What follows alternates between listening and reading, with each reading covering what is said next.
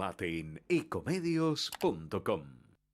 Seguinos en Twitter, @ecomedios1220.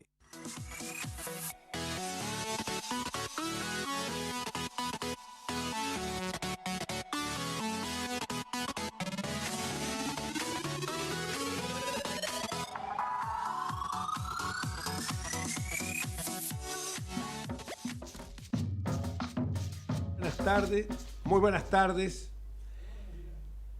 ¿Arranca o no arranca?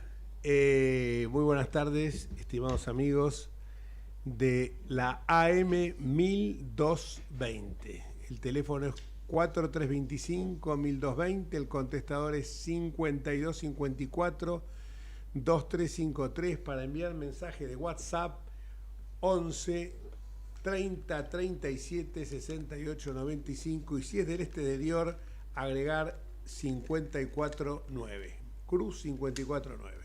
Sí, porque nos escuchan del Uruguay, según me enteré hoy. Le ponemos un poco de humor. Me acompaña mi colega y amigo Lautaro Nieto Fragnul, que hace gestos con los pulgares para arriba porque lo pronuncié bien. Buenas tardes. Buenas tardes, Jorge. ¿Cómo estás? Muy bien. Buenas tardes, la audiencia. Muy bien. Para lo que estamos viviendo en estas horas, decir muy bien o es estar loco, o de lo contrario, tener un optimismo que muchas veces se condice con la posibilidad de un cambio. En las últimas horas, porque vamos a hablar de la actualidad, y hablando de la actualidad, tenemos que decir que hoy despidió a la expedición antártica el ministro de Economía Sergio Tomás Massa. Algo rarísimo, porque hasta donde yo tengo entendido, ellos que pavonean en un aviso de campaña donde le hacen leer a los chicos la Constitución Nacional, están usando chicos miserables, usan a los chicos con fines proselitistas. Pero ellos que tanto se jactan de conocer la Constitución tendrían que saber que el presidente de la República es el jefe supremo de las Fuerzas Armadas. El presidente de la República es como Busquen a Willy, ¿no? Esa película, busquen a ver dónde lo encuentran, porque hace más de un año casi, o por lo menos Wally, muy bien, no Willy, Wally. Busquen a Wally, muy bien, gracias Edgardo, siempre atento. Wally, busquen a Wally porque hace cerca de un año que se ha convertido en un ñoqui de lujo, porque no sabemos qué hace, si está jugando con Dylan en la quinta, no sé, realmente está cobrando un sueldo que tendría que tener vergüenza de estar percibiéndolo porque no hace absolutamente nada. Y a veces mejor que no lo haga porque cuando lo hace mete la pata. Pero bueno, el 49% de la gente lo votó. Y cuando yo hablaba de este tema, que lo votaba el 49% de la gente, me enteré después en distintas marchas que muchos lo habían votado con la esperanza que fuera un kirchnerismo edulcorado. El mismo cuento que nos quisieron vender en el año 15 cuando se presentó como contrincante frente a Mauricio Macri, Daniel Scioli. Sabemos que detrás de todos ellos está la gran titiritera que lo único que busca es caja, poder, impunidad.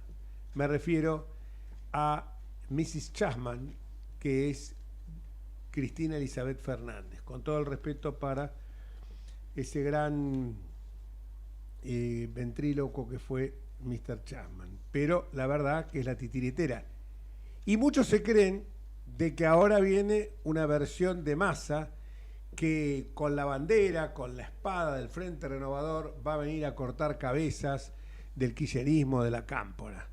No sean inocentes, es otra nueva versión descafeinada del kirchnerismo. Atrás sigue estando Cristina, pero ahora viene peor todavía porque tiene la posibilidad de tener a los chicos de la cámpora y ha plagado la lista de kirchneristas y camporistas. Con lo cual, cuando Massa llega a la Casa de Gobierno, se va a dar cuenta que esa pretensión que tuvo en alguna fantasía, en algún trasnoche, no es cierta. Va a ser una nueva versión del kirchnerismo.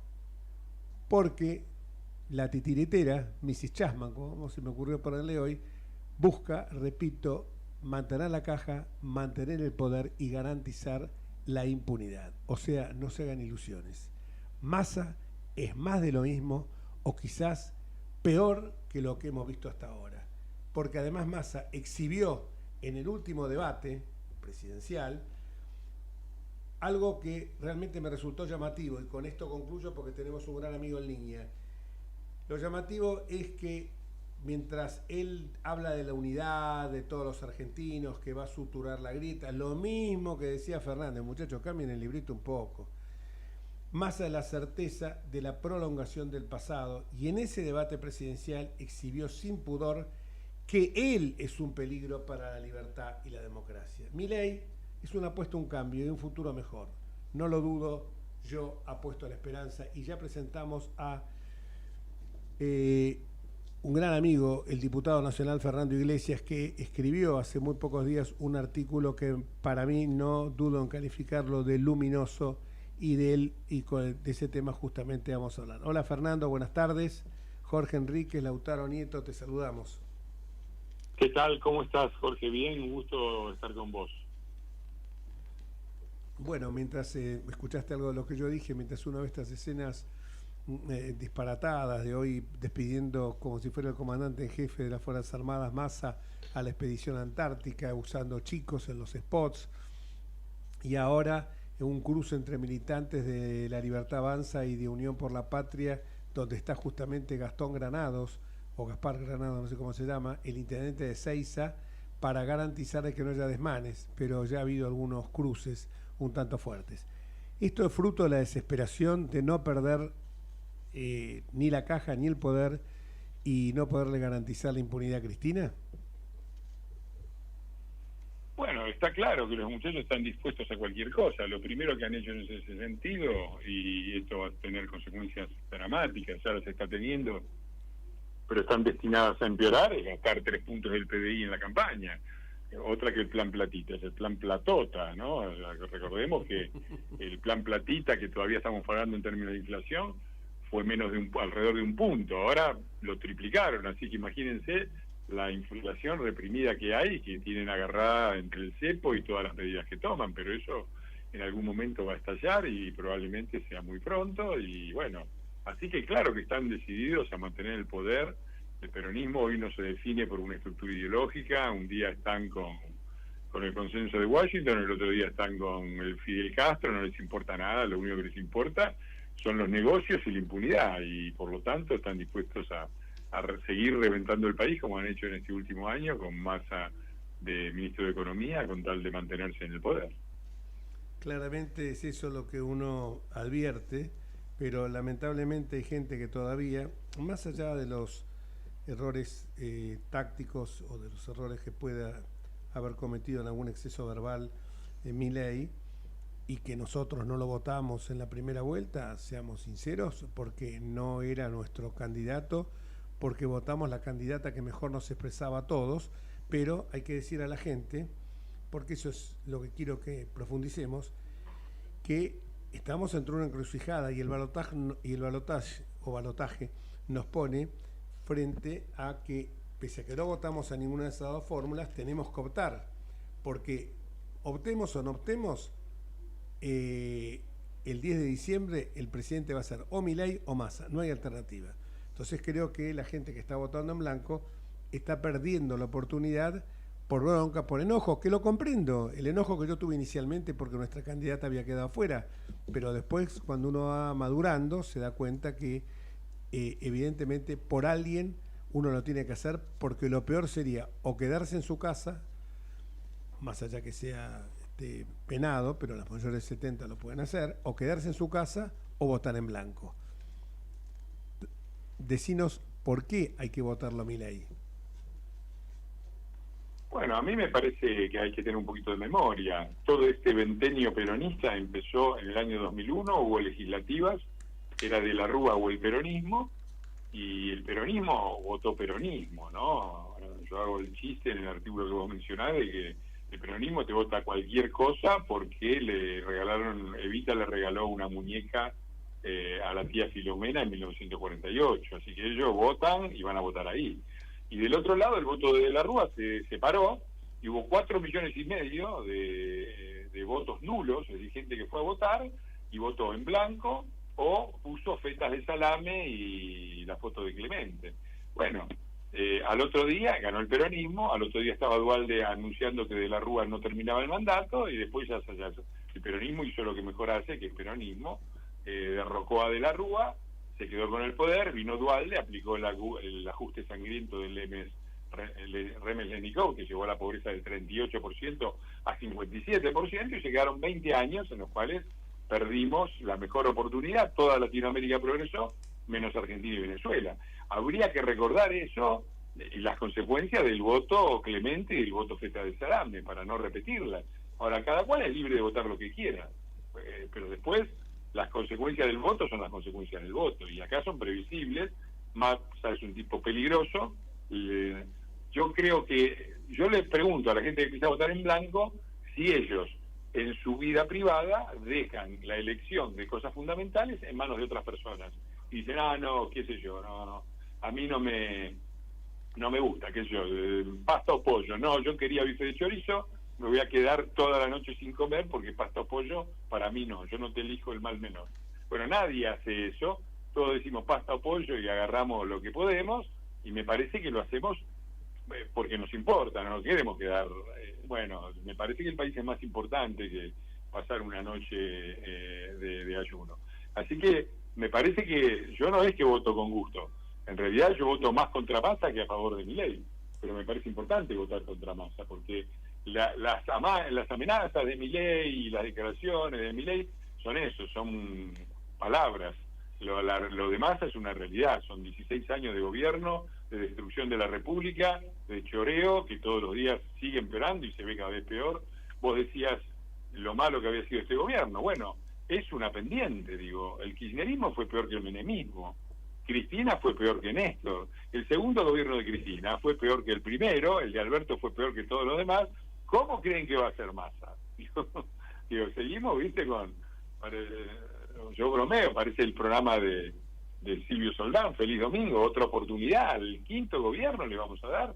Me parece que eso es suicida y me parece que ahí cada cual puede hacer lo que quiera, pero creo que los resultados, los que votan en blanco se asumen una gran responsabilidad si el lunes el presidente es Massa.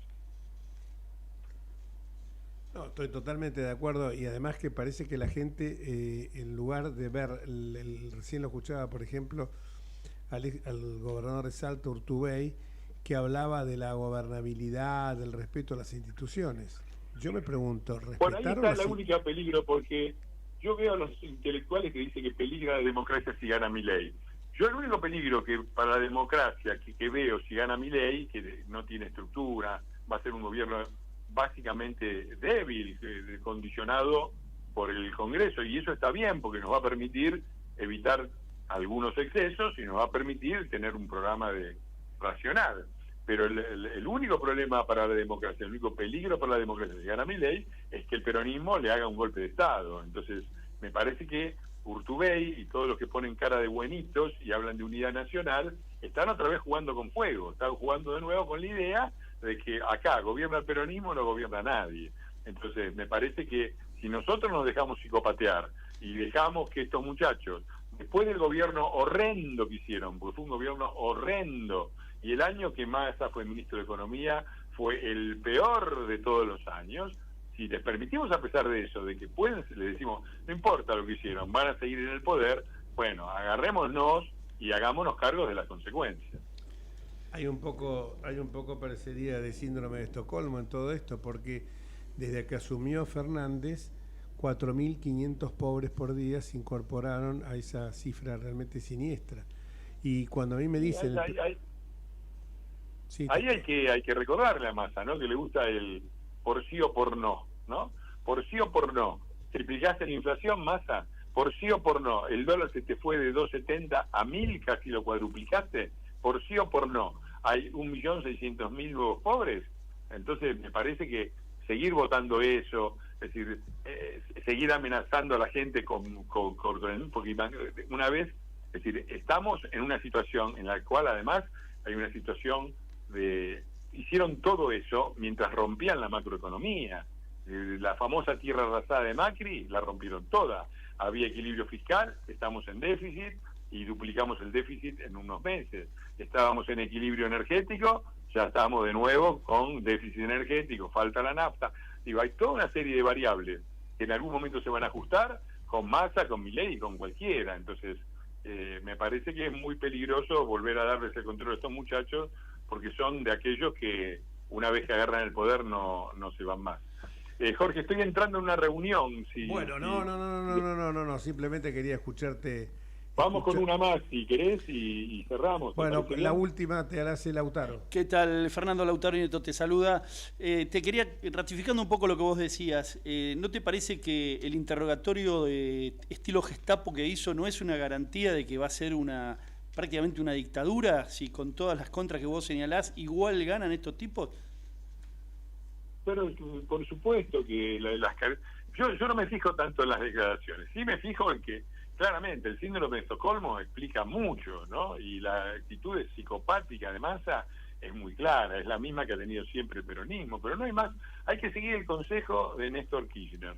Néstor Kirchner dijo dos cosas, le dijo a Massa, vos sos como yo y vas a llegar lejos porque sos aún más hijo de puta que yo. Eso se lo tomo por bueno. Y otra cosa que dijo muy buena Néstor Kirchner es, no miren lo que digo, miren lo que yo hago. Entonces no hace falta ver las declaraciones de Massa, hay que ver lo que han hecho. Digo, los diputados de Massa formaron una parte decisiva para que haya una comisión de juicio político a la Corte. Sin los diputados de Massa no había comisión de juicio político a la Corte, ligada a la opereta de Tailade y ligada al que organizó todo eso, que es el vicepresidente de Massa, que es Rossi, que fue el ministro de Defensa, que en 2015 puso a Milani como jefe del ejército, le dio el servicio de inteligencia del ejército, y ahí sabemos lo que pasó en el 2015, entre los pequeños detalles, el asesinato de un fiscal 4 días después de denunciar a la presidenta. Entonces no hay que pensar mucho qué es lo que va a pasar con un estado policial, con las operaciones de Rossi y de Tailade, qué es lo que va a pasar con la destrucción institucional, con los ataques a la Corte, el juicio político a la Corte, la impunidad de Cristina, ya están hablando de indulto de Cristina, que está escondida abajo de la cama. Entonces, por favor, me parece que no hace falta mucho ver las declaraciones de Massa, que está bien mirarlas también, y la actitud de Massa, sino ver la historia consecuente. A mí me indigna que haya gente que se considere intelectual y que llame a votar el 5º gobierno peronista para defender la democracia. Les pido, por favor, que tengan un poco de dignidad. Muchísimas gracias. Muchas gracias, Fernando. Un fuerte abrazo. Un abrazo muy grande a los dos. Saludos. Gracias. Y nosotros seguimos, y me quedó esto de lo de que es cierto, no miren lo que digo, sino lo que hago. Eso decía permanentemente Néstor Kirchner. No miren lo que digan, sino lo que hago. Y nosotros advertimos en toda esta historia que volviendo el otro día a esa inquisición prácticamente, Gestapo, policía fascista, con la que empezó el debate Sergio Tomás Massa, idéntica a la que implementó Lula frente a Bolsonaro. Se ve que los brasileños no son muy ingeniosos y repiten las mismas tácticas. Los brasileños, me refiero a los brasileños que vinieron a asesorarlo, a coachearlo. Se veía, por supuesto, con una muy buena oratoria, es un político experimentado, Massa, y como tiene una particular relación sinuosa con la verdad, puede mentir alegremente sin que se le mueva un músculo, aunque ahora ya se le empieza a notar cuando hace cierto rictus donde desplaza los labios para atrás en su cara, y además, como digo yo, uno puede saber cuando Massa miente simplemente cuando mueve los labios. Entonces creo yo que empezó hice de una manera que la verdad yo si hubiera estado en el lugar de Milei le hubiera contestado de otra forma, le hubiera dicho, bueno, pero usted tiene que responder porque acá yo no estoy para rendir cuentas de lo que voy a hacer, sería anticiparme al futuro. Usted debe rendir cuentas de lo que hizo, de estos 4.500 pobres por día que se incorporaron desde que comenzó el gobierno kirchnerista, que lo tuvo él siempre como una figura destacada, de una jubilación mínima que hoy está en menos de $80, un escándalo dentro de la región, un salario mínimo que está en menos de $130 por este salto que subió el dólar en estos días, que 7 de cada 10 chicos sean pobres. Todo eso tendría que haber rendido cuenta de la inflación del 140%, de, por ejemplo, que el kilo de uvas está a 6.000 pesos, que el kilo de durazno está a 3.400, que el de tomate está a 1.800. Claro, todas estas cosas más se le ignora porque evidentemente como vivió siempre de la teta del Estado, entonces sabe que esto a él no lo afecta porque siempre va a haber alguna paritaria generosa o algo que lo va a poner a cubierto del deterioro del poder adquisitivo de la moneda. Y por supuesto también con todos los amigos empresarios que tiene, desde Filiberti hasta Vilas y Manzano, que evidentemente alguna manito le deben haber tendido. No digo que sea malo que uno tenga amigos empresarios, todos los tenemos. El tema es realmente que si esos amigos empresarios dan una mano, pero a cambio después de obtener algún beneficio, como pasó con la deuda impositiva que tenían por retención, por no haber depositado las retenciones los señores Fabián de Sousa y Cristóbal López, y después se lo blanqueó con una ley. Bueno, eso no es que lo están haciendo por la patria o por la ideología, sino que lo están haciendo por la caja. Por eso esto es a mí lo que más me preocupa de este gobierno, que si llegara a ganar Massa, porque, repito, lo que decía recién Fernando, no lo conocemos a Milei, pero sabemos que es la opción menos dañina. Todo esto que ha dicho en muchas cosas ya se dio cuenta que a lo mejor puede ser que tenga excesos verbales, es alguien que entró a la política de una manera disruptiva, obviamente no puede ordenar a toda su tropa, lamentablemente tuvo que armar listas de diputados de apuro, incorporó gente del peronismo porque el peronismo en algunos lugares lo ayudó con el propósito de infectarle las listas de kirchneristas y para que él pudiera completar la boleta en distintos lados y sobre todo para romper lo que pudo haber sido una alianza liberal. Lo del otro día, vuelvo a repetir, la oratoria habrá sido muy refinada por parte de Massa, pero hubo cosas que son deleznables. Toser 20 veces cuando está hablando el otro, sabiendo que Milei es una persona que se puede distraer cuando está expresando sus ideas porque busca concentrarse en ellas, y un ruido dentro de ese espacio puede que lo saque, a mí me pasa lo mismo, o sea, que me saque del eje de lo que estoy diciendo. Evidentemente habla de una mala entraña por parte de Massa, sobre todo porque estaba tan medido. Yo vi después las 20 veces que tosió, porque yo toso también mucho, sí, por supuesto, toso mucho, pero realmente cuando estoy hablando voy a toser tanto cuando estoy hablando como cuando estoy en silencio. Tosía a propósito. Después el carpetazo de un hecho absolutamente intrascendente en la vida de Milei, como el caso de una pasantía en el Banco Central, que la verdad que si no aprobó un examen psicotécnico, le ha pasado a muchos eso. Yo no lo creo que una pasantía a lo mejor en algún momento hasta pudo haber sido alguna diferencia de opinión que tuvo. Ojo, no lo estoy defendiendo y no me retracto jamás de lo que dije durante todo este tiempo, porque yo... Pero ese no fue el problema, ¿eh? ¿Cómo? Ni siquiera fue ese el problema, ¿no? Pero no importa, no fue un psicotécnico ni mucho nada. Aunque haya sido el problema, haber hurgado, lo grave es que aunque haya sido, y si fue el problema es peor todavía, porque haber hurgado en el pasado de una persona revela que los basurales de la democracia con el espionaje, estar a full, y no solamente para tratar de voltear a ministros, a los miembros del Tribunal de la Corte Suprema de Justicia, sino también para hurgar en la vida privada de la gente. Ahora, si eso es todo lo que le encontraron a Milei, bueno, a Milei pongámoslo en la cucarda, porque los kirchneristas tienen carpetazos que pueden llenar habitaciones y habitaciones de esto. Si eso le encontraron a Milei, realmente es muy pobre, por cierto, y es un dato absolutamente irrelevante. Y es nada, porque... Y revela además que estaba una pasantía cuando estaba en aquel momento... el objeto de la pasantía es que empiece y termine. No, pero supongamos, vamos a darle a la derecha que un carpetazo, que no pasó, porque a lo mejor no pasó el examen psicotécnico, es técnico justamente, pero no importa, o sea, no interesa eso, Lautaro. Está bien. Lo que interesa es otra cosa, interesa que hurgaron en la vida privada de una gente.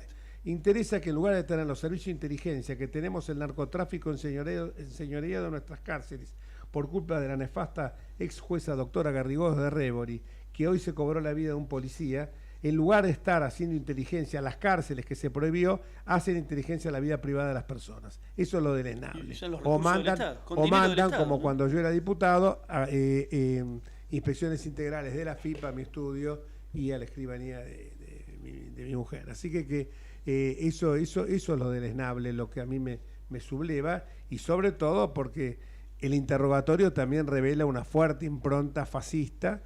Y después también la desfachatez con el tema del Papa. Vean, miren, yo soy amigo de Bergoglio hace muchos años. He tenido entrevistas privadas con él y les puedo asegurar que la operación que le hizo Bergoglio con Monseñor Zarlinga y algún cardenal del Vaticano y un señor de apellido, un empresario de apellido, creo que Suárez Gachi, eso se hizo con el propósito de mandarlo a un oscuro destino, creo que en la Biblioteca del Vaticano, al entonces Monseñor Jorge Mario Bergoglio, para que no fuera una piedra en el zapato que en aquel momento los Kirchner tenían como alguien que lo llamaba Néstor, el jefe de la oposición.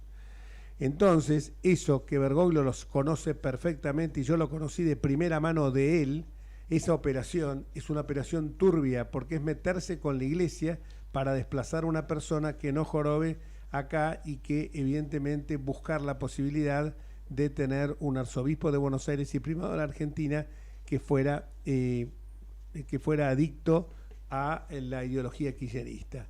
Por eso ahí Milei tenía que haberle dicho, yo ya le pedí perdón al Papa por lo que dije hace 6 años, pero vos le pediste al Papa por eso, y eso le va a impedir, como ya le está impidiendo, a Massa ir al Vaticano, sea o no sea presidente. Pero para hablar de un tema muy importante, vamos a la pausa previamente.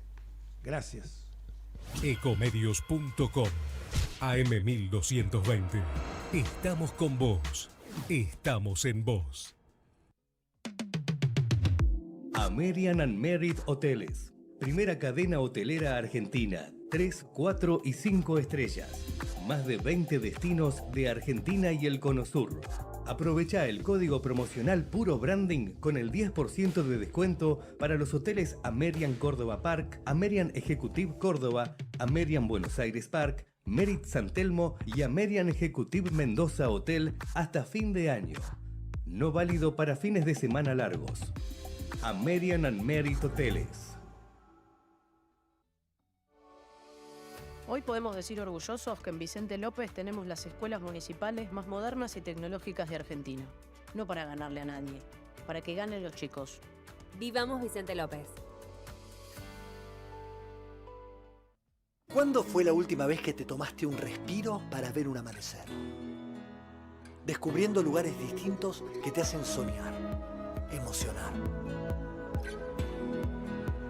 Lugares que se convierten en felicidad cuando compartís ese momento con amigos. ¿Cuánto hace que no te tomás un respiro para descubrir algo distinto? Catamarca es mucho más que un destino. Espacio cedido por la Dirección Nacional Electoral. La mayoría de los argentinos queremos un cambio. Enfrente está la continuidad de este modelo empobrecedor. Esta elección se trata sobre si frenamos este modelo o si van a seguir los mismos en el poder, arruinándonos la vida. Es simple, votamos ser o no ser una Argentina distinta. El cambio está en tus manos. La libertad avanza. Milei presidente, Villarruel vice, lista 135. Espacio cedido por la Dirección Nacional Electoral. Viene la Argentina con un corazón tan grande que jamás vendería sus órganos. La que libera al campo y no a los presos. Viene la Argentina que estábamos esperando. Unión por la Patria, Sergio Massa, Agustín Rossi, candidatos a presidente y vicepresidente, lista 134. Informate en ecomedios.com. Seguinos en TikTok, @ecomedios1220.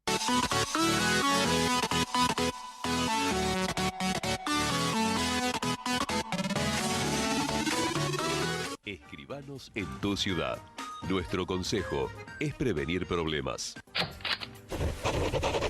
Colegio de Escribanos de la Ciudad de Buenos Aires. Consejo Federal del Notariado Argentino. El Colegio Profesional Inmobiliario auspicia este programa. Colegio Profesional Inmobiliario, cada vez más profesionales. ¿Conocéis los planes de salud de Andar, la obra social de los viajantes vendedores? Planes para empleados en relación de dependencia, monotributistas y particulares. Solicita un asesor comercial al 0810-345-0184.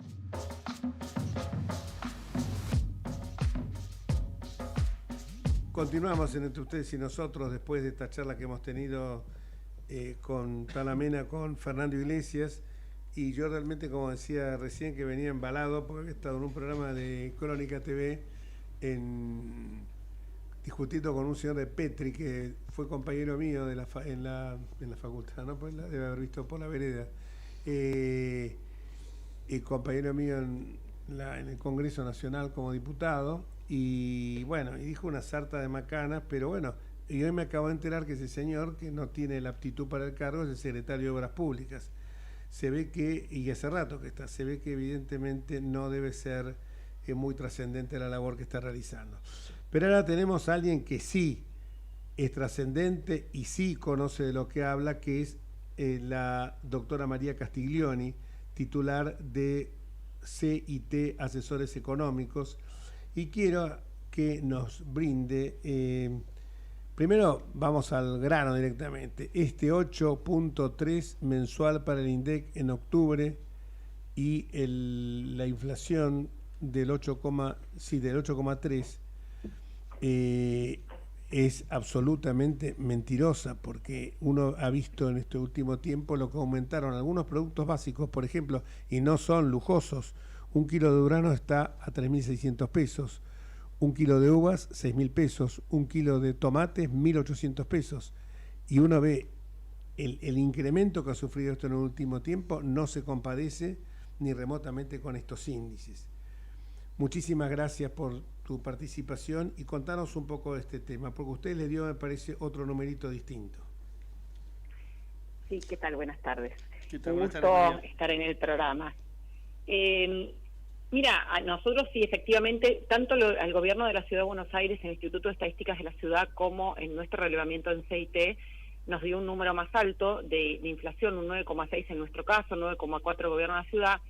También hay que aclarar que algunas veces, y ha pasado en los meses anteriores, al INDEC había reflejado en el promedio una inflación un poco más alta en agosto y en septiembre que nosotros, o sea, había tenido más de 12,4 y 12,7% de inflación a nivel país.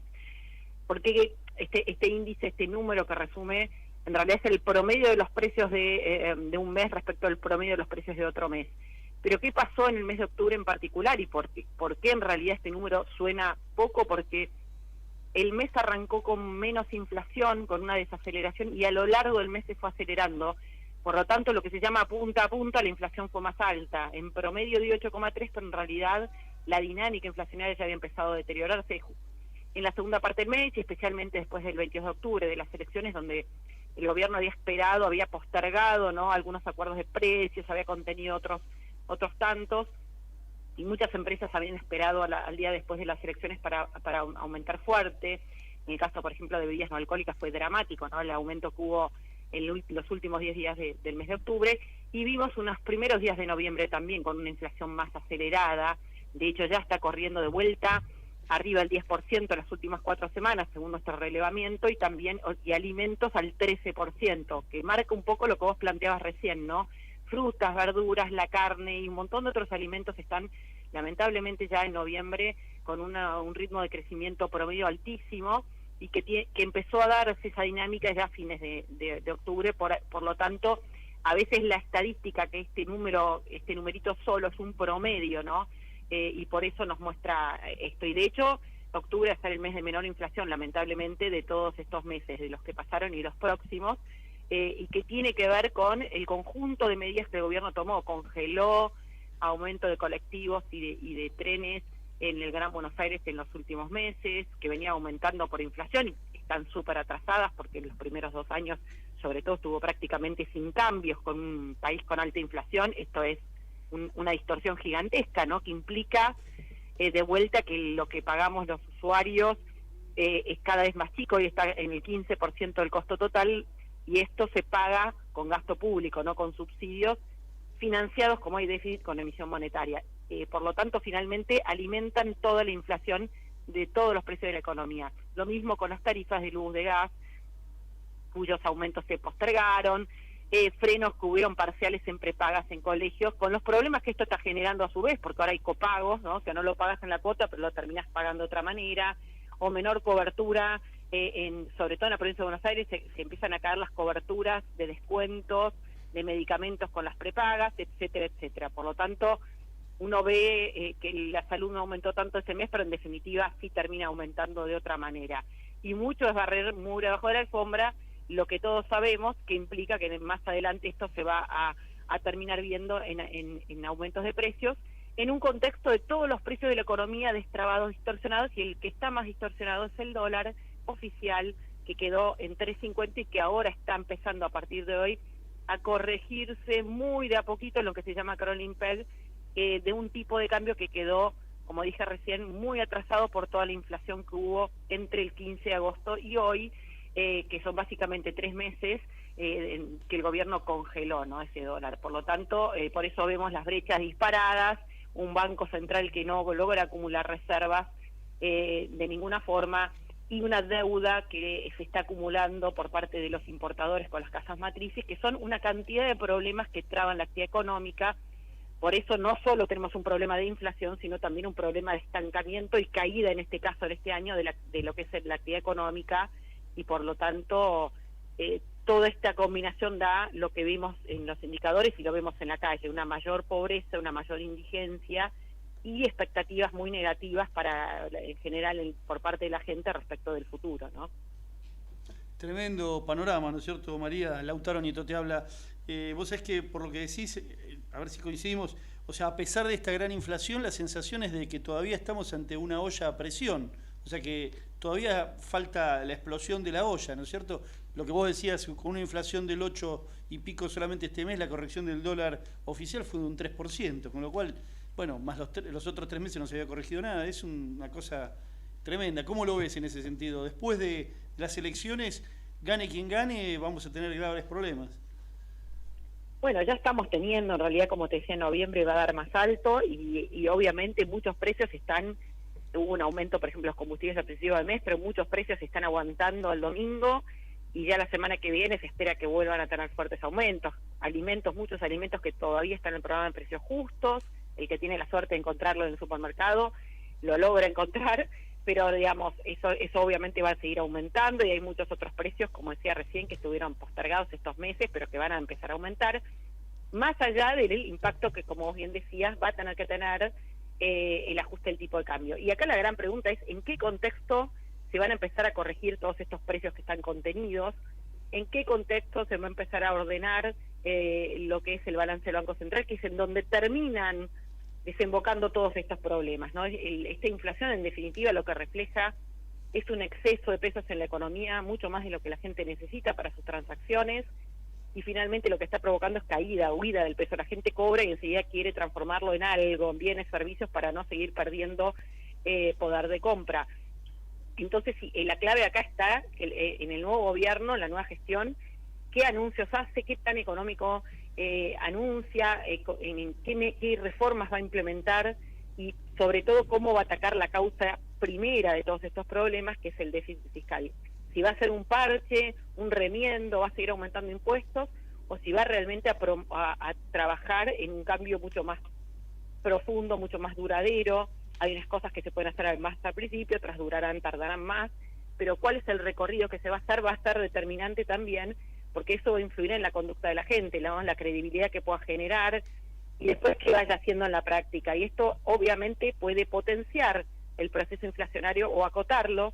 No es lo mismo devaluar sin plan, devaluar por las malas, como ocurrió al día siguiente de las PASO, que devaluar en un contexto de cierta expectativa. Yo diría, hoy obviamente no hay demasiada expectativa, porque está claro que hay un montón de problemas, pero sí ahí puede generarse una idea de que esto se va a empezar a corregir, que el gobierno va a tomar el toro por las astas, que va a dejar el Banco Central de ser la caja del gobierno, y esto es sumamente importante, ¿no? El ministro candidato Massa, cuando asumió en agosto del año pasado, dijo que no iba a financiar un peso más del gasto público con emisión monetaria y no lo hizo. Entonces, no solo los anuncios, sino las medidas que se vayan tomando.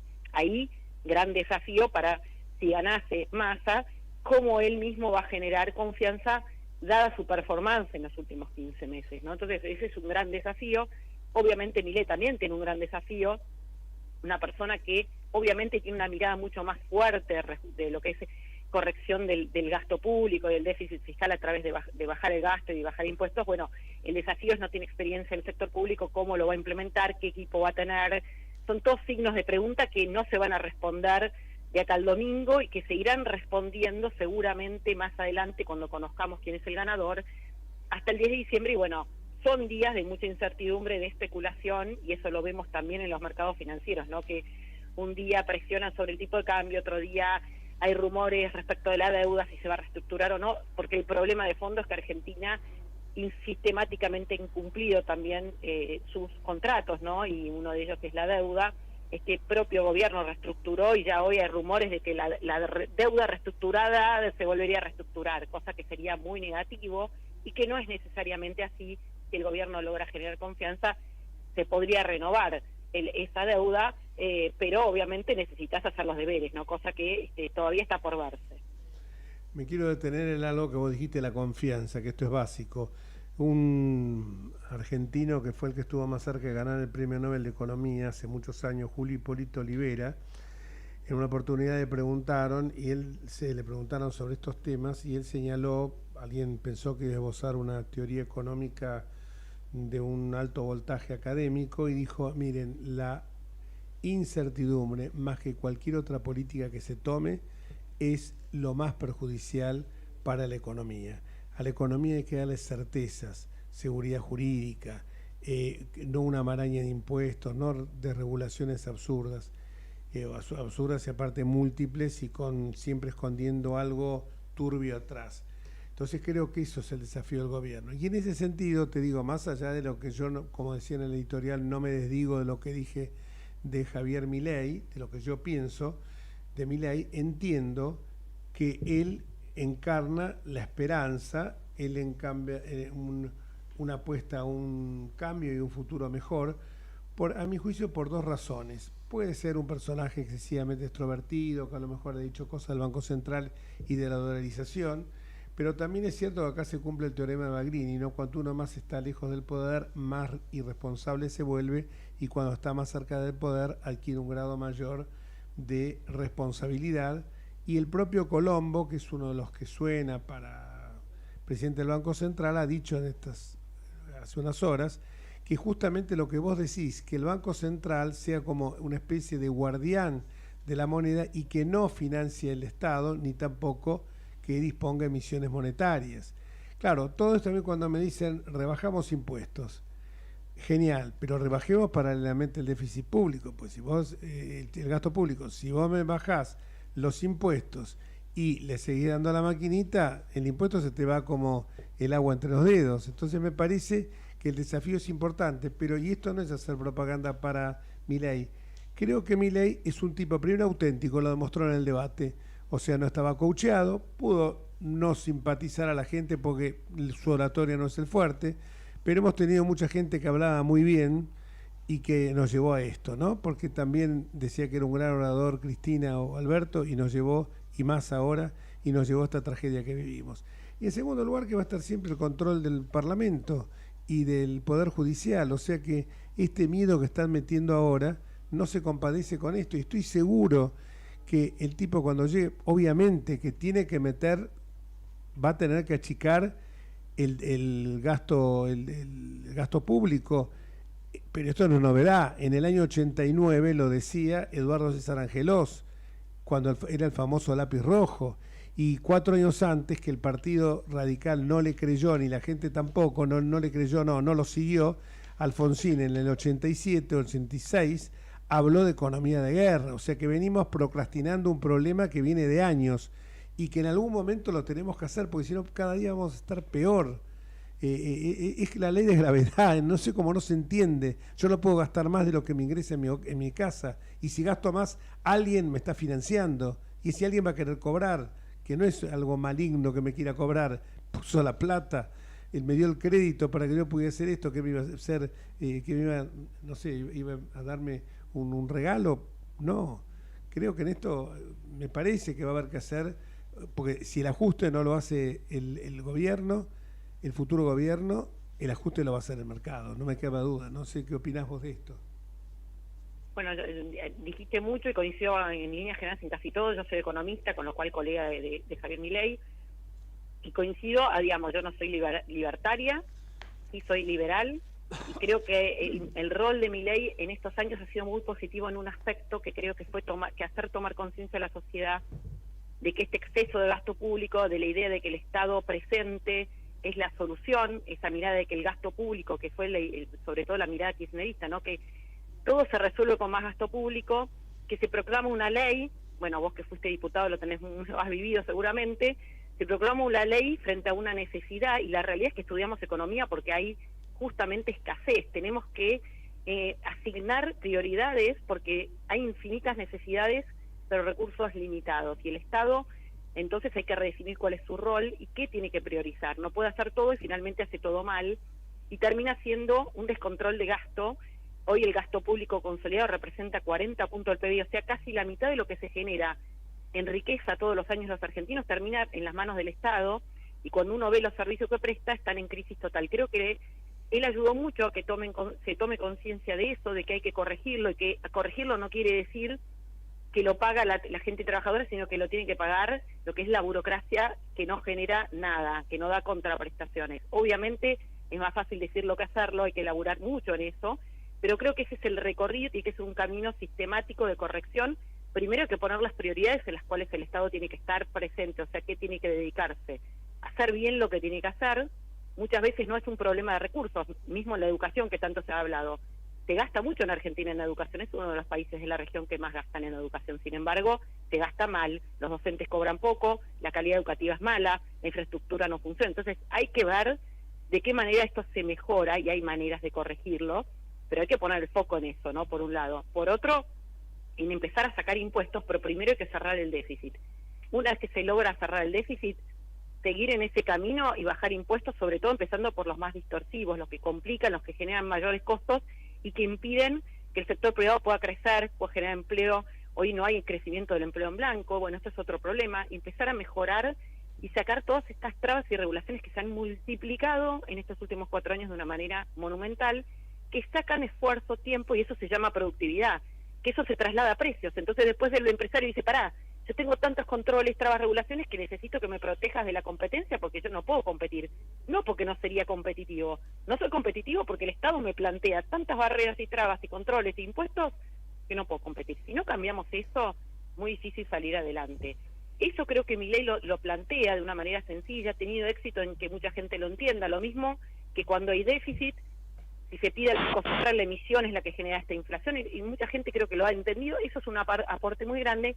Creo que en eso estamos muchísimos de acuerdo, sobre todo lo que es el ala de la oposición, en eso hay similitud. La diferencia por ahí es la herramienta, el plantea dolarización como la manera de canalizar o de sostener esto en el tiempo. Es una herramienta, yo personalmente no creo que esa sea la salida, pero para que tenga éxito la dolarización o un esquema de tipo de cambio flexible como tienen nuestros vecinos cercanos, en realidad hay que hacer los deberes, que es esto que hablamos primero, ¿no? Y nunca podemos proclamar que el Banco Central sea independiente si no equilibramos las cuentas públicas, porque un país como Argentina, que no puede financiarse con deuda en el exterior, no tiene manera de financiar el déficit si no es con emisión monetaria. Por ende, hay que cerrar el déficit. Además de que trabajar en la independencia del Banco Central, que es algo sumamente importante, yo creo que lo positivo de ahora respecto de la década de principios de los 90 es que nuestros vecinos aprendieron que tuvieron los mismos problemas que Argentina en los 80, hiperinflaciones, parecía que no podían salir adelante y lo lograron. Lo logró Brasil, lo logró Uruguay, lo logró Perú, lo logró México, Chile lo logró antes que la mayoría, digamos, y lo han logrado. Bolivia, Paraguay. No, por eso digo, Uruguay hoy tiene menos inflación que antes de la pandemia. Tiene menos inflación en un año que Argentina tuvo el mes pasado. Parece que parece que la ley de gravedad no llegó a estas playas, porque esto es lo que vos estás diciendo, es como la ley de gravedad. Pero bueno, porque como vos decías, no se hablan de estos temas que son sentido común, se asusta a la gente, y la verdad es que ese es el punto. Nadie está hablando de eliminar el Estado. Tal vez Milei en su planteo lo quiere eliminar, lo llevar a una expresión más chica todavía, mínima expresión, que lo que por ahí queremos otros, pero me parece que es un camino tan largo que, digamos, lo que él plantea en el largo plazo no lo va a poder lograr hoy. Por ende, creo que sí es positivo el esfuerzo y el foco que plantea Milei, que es para resolver el meollo de la cuestión. No hay manera de que no haya inflación si vos emitís, si el Banco Central emite pesos para financiar el gasto público porque tiene déficit. No hay manera, no hay forma de corregirlo. Y después se quiere poner trabas, controles, precios máximos, y lo que generas es una cantidad de distorsiones gigantescas en la economía, que encima generas malas señales, pero la gente invierte en sectores que no debería invertir y viceversa, y después cuando tenés que corregir, les cambias la ecuación de un día para el otro, ¿viste? Y generás perdedores, como ha pasado en los últimos tiempos muchas veces en Argentina. Y lo que vos planteás, cambio permanente de las reglas de juego, incertidumbre, ¿no? Lo importante que decís vos es que se introdujo el debate de las ideas liberales que parecían absolutamente contrarias a lo que es políticamente correcto. Se introdujo en el debate por ya en la campaña del 21, por Esper, y por Milei sobre todo, porque yo hace años que lo escucho hablar de estos temas a Ricardo López Murphy, y sin embargo él predicaba en el desierto, porque evidentemente no calaba. Y te voy a decir algo, se habló, que lo pensé en este momento, se habla mucho de, bueno, lo que dijo Venegas Lynch. Venegas Lynch tiene escrito un artículo, creo que de principios de este año, donde señala el pensamiento, cuando dice que los radicales se han inclinado a la socialdemocracia, están violando el postulado, digamos, liminar de Leandro N. Alem cuando creó la Unión Cívica Radical, que es justamente el liberalismo económico, que después alcanzó con Alvear su punto máximo. O sea que estos que ahora como Morales, Lustó están hablando de socialdemocracia, sería bueno que revisen aquellos archivos. Y hacía un elogio muy grande tanto de Alem como de Alvear en ese artículo Venegas Lynch. O sea que muchas veces también por algunas cosas que dijo, a mi juicio, desafortunadas con el tema del Vaticano, pero pero también hay que reconocer que en otros casos son ideas que siempre estuvieron latentes. Lo que pasa es que nos infectaron de tanto socialismo y de tanto Estado protector, paternalista, como que tenemos que estar atrás del Mesías de turno, que nos metieron hasta esto de que se señalaba Eva Perón, ante cada necesidad un derecho, una cosa abominable. No, totalmente, por eso digo, quieren la ley básica de la economía es eso, no es la escasez, sino si fuera infinito, digamos, los recursos, no tendríamos que estar discutiendo nada, y ese es el gran desafío, y cada uno en su economía familiar lo sabe, y esto es aplicable a todo. Pero bueno, y como vos decís, no hay mayor progresismo que el bajar la inflación, el que no haya inflación, que hayan reglas claras y que el Estado se ocupe de garantizar una buena educación para todos los ciudadanos, para que estén en condiciones de poder tener libertad, ¿no? De poder desarrollarse. Y eso creo que hay que volver un poco a estas bases tan sencillas, en un contexto donde además da bronca porque realmente Argentina tiene un montón de potencialidades y que concretas, si se hacen las cosas medianamente bien, Argentina debería estar en un momento de alto crecimiento, de lo que es el salario real, o sea, que los ingresos le ganen a la inflación. No hay manera de que los salarios le ganen a la inflación si la economía no crece, y cuando uno mira en los últimos 12 años, el PBI por habitante, o sea, lo que se genera de valor agregado por habitante cayó 11%, y cuando lo vemos, la cantidad de trabajadores, en teoría, que estuvieron interviniendo, es la productividad, cayó 18%, o sea, cada vez tenemos más gente que está semi en el mercado laboral, pero que cobra planes y hace una changuita, que no está capacitada, cada vez hay menos gente que está capacitada y eso genera caída de la productividad, entonces los salarios no pueden mejorar. Si le doy a uno el promedio, hay otros que pierden más todavía, en el promedio no hay manera, porque eso es justamente la restricción. Y el engaño que es, te doy, mejora el salario, pero la inflación está adelante. Primero hay la inflación y después te compenso con un bono, te doy, y a la larga la gente está peor. Y eso es el resultado de estas políticas que han ido sosteniéndose en el tiempo y se han profundizado y que en estos últimos 4 años mostraron lo que es el fracaso, ¿no? Las consecuencias de la propia sostener esas políticas equivocadas en el tiempo, que lo que marcan es, haciendo esfuerzos monumentales como ocurrió en octubre, la inflación mensual fue 8,3 en un mes, que es una locura para cualquier parámetro global hoy, ¿no?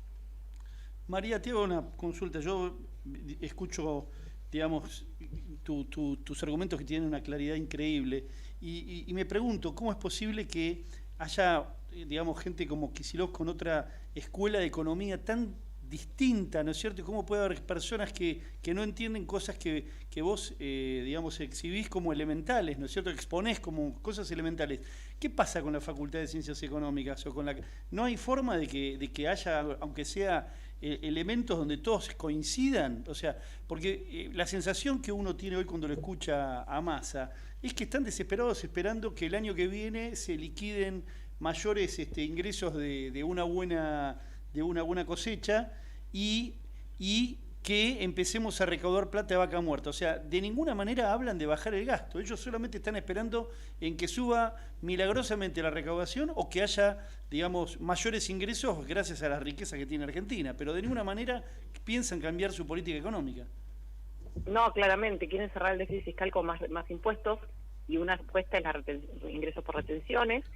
Pero recordemos que el año pasado y el anterior hubo récord de exportaciones, récord de liquidación de divisas del sector agroindustrial, tanto por cantidad pero sobre todo por precio, y nunca, digamos, la economía rebotó mínimamente de lo que fuera salir a la pandemia y tuvo altísima inflación y no evitamos nada. O sea, que atender a checarle la inflación y la recesión a la sequía, digamos, es una excusa insólita y que está comprobado que no es así, porque de hecho el problema acá no es que faltan dólares, es que sobran pesos. Es cierto que este año habrá algo menos de liquidación, pero si vos tenés un tipo de cambio razonable, podrías estar exportando otras cosas. De hecho, no estamos exportando energía porque se tardaron 3 años en hacer el gasoducto, insólitamente, ¿no? Porque la verdad que ya estaba listo el pliego a fines del 2019 y era cuestión de implementarlo, ¿no?